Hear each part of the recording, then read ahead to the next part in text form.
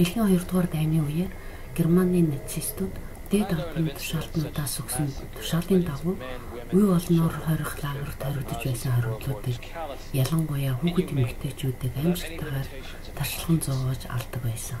Тэгвэл нацистууд яагаад дарга нарынхаа энэ аимшигтай тушаалыг ямар ч эсэргүүцэлгүй дуулууртайгаар биелүүлдэг байсан юм бол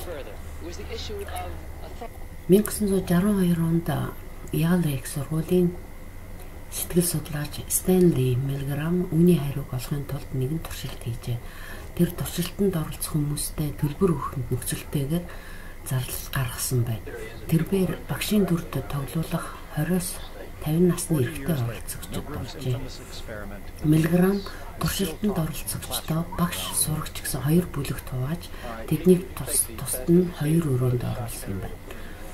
Багш болсон туршилтын жинхэнэ оролцогчид сурагчдад асуулт тавих бөгөөд хэрв сурагч асуултанд буруу хариу өгвөл түүний гарт холбосон электродын тусламжтайгаар тогоор зохиж шийдэх ёстой.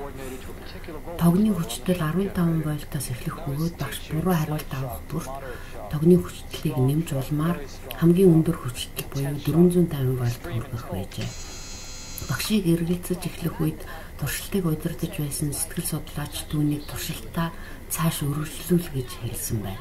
Милграм энэхүү туршилтыг нийт оролцогчдын зөвхөн 1-10% цааш нь өргөжлүүлнэ хэмээн найдаж байсан.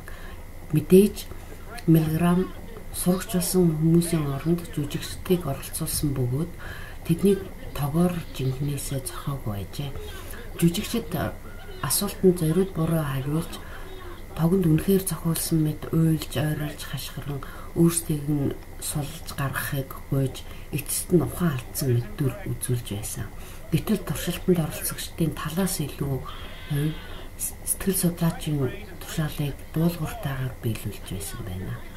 Туршилтын үр дүн Милграмын урьдчилан хамглаж байснаас санаанд оронгүй аимшигтай гарсан байдаг. Тэрээр хэрв оролцогчдын дундаа садист итгээд байгаа бол магадгүй тэр хүн тогны хүчлийг эцэст нь хүртэл нэмнэ хэмээн бодож байжээ. Гэтэл туршилтанд оролцогчдын 67% сэтгэл судлаачийн үгийг дагаж хүчлэлтийн хэмжээг 450 вольт хүртэл нэмсэн байна. Эхлээд оролцогчдод хүчлэлтийн хэмжээг 135 хүртэл нэмж байснаа дараа нь тэр туршилтаа үргэлжлүүлэх хэсэгтээ эргэлзэж эхэлжээ.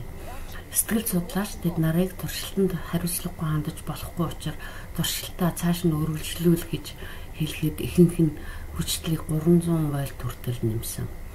Хүчлэлийг 300 вольт хүртэл нэмснээс хойш зарим оролцогч туршилтыг өргөжлүүлэхээс татгалзаж эхэлжээ. Сурагчийн орилж хашгирахыг сонсон зарим оролцогч чанга дуугаар инээж эхэлсэн байна. Тэд үнэндээ садист байсан биш, харин сурагчдын орилж уйлж хашгирахыг сонсноос сэтгэл нь хит хөөрч хямарсан байжээ.